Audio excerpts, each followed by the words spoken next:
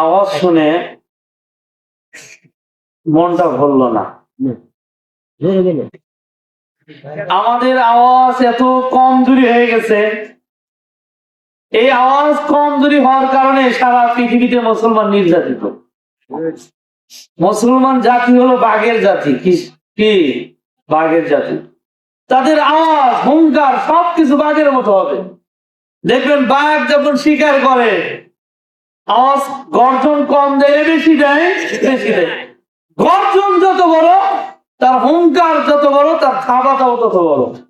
তাকে দেখে ভয় করে কি বেশি।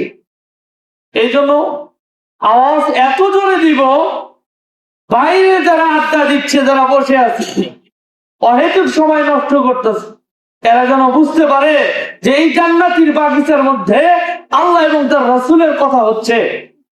সবাই যেন বুঝে এখানে আসতে পারে, সবাই যেন আমাদের আওয়াজ কি শুনতে পারে।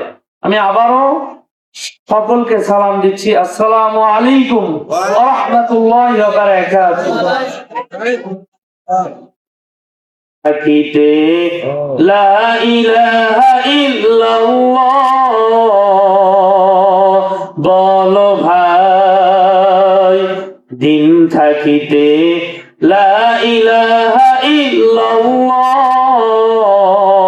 বলো ভাই, দুনিয়াতে আখিরাতে, দুনিয়াতে আখিরাতে চাও যদি ভালাই, দিন থাকিতে লা ইলাহা ইল্লাল্লাহ বলো ভাই।